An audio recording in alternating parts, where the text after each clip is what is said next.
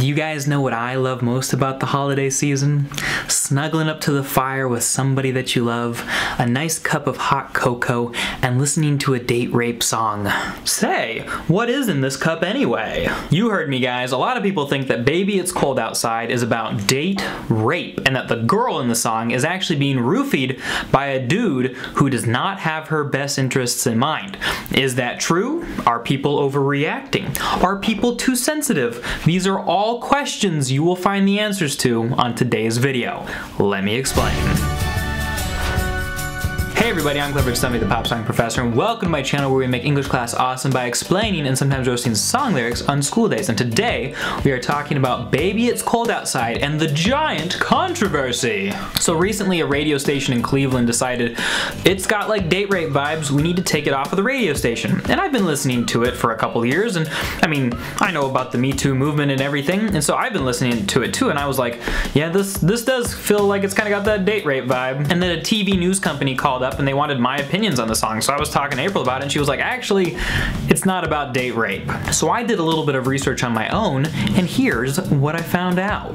It was originally written in 1944 by Frank Loesser to be sung as a duet with his wife to close out parties. Eventually, in kind of like the uppity up circles, it got to be one of the most popular party closing songs there was during the Christmas year, and they got pretty famous for having written it. Then it got used in a movie called Neptune's Daughter, and then it just blew up. It got super famous, and now we hear it all the time on the radio. But the problem is that in the Me Too era, where we are very sensitive to the fact that women often get taken advantage of in dating situations, it just doesn't sound quite right. Lines where she says, I really can't stay, and he says, but baby, it's cold outside, I've got to go away, but baby, it's cold outside. She says the neighbors might think, baby, it's bad out there. Say, what's in this drink? No cabs to be had out there. I ought to say, no, no, no, sir. Mind if I move in closer? At least I'm gonna say that I tried. What's the sense in hurting my pride? And then he talks a lot about her lips looking delicious. And all of a sudden, we think date rape. And honestly, that's kind of okay, because in our cultural context,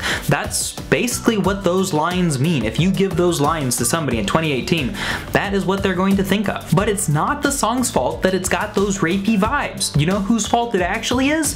It's everybody who's written a stupid article about how date rapey it is, who hasn't done their research just so they could come up with a clickbaity title to steal the money from advertisers. Because here's what the song really means. Back in the 40s, women who stayed the night with their boyfriends or their fiancés were very harshly looked down upon. That's why she talks about her mother, her sister, her maiden aunt, her brother, and everybody being suspicious and asking, what will the neighbors think? So when we listen to the song, she's really saying, can I pay the social cost of doing this unacceptable thing? Which implies that she actually wants to stay. Now this isn't the kind of like rapey, oh, she implied that she wanted to stay, that means I get to have sex with her because I'm a dude. No, in the cultural context, she's actually following a pattern that very clearly states that she wants to stay. And the key is the line about the drink. When she says, say what's in this drink, she's not worried about being roofied. Back then, that was a common phrase for both men and women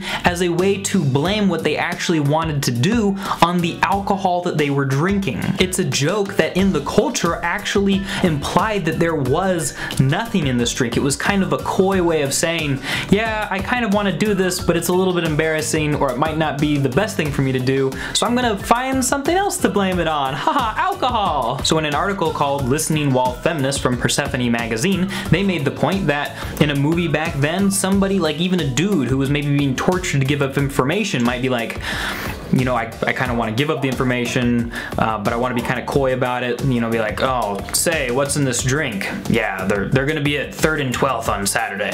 And this shows that if we're going to look at this from a purely feminist perspective, the people impeding on the rights of women are the people who want her to leave. It's her family members and neighbors who, through social pressure, are keeping her from doing what she actually wants to do.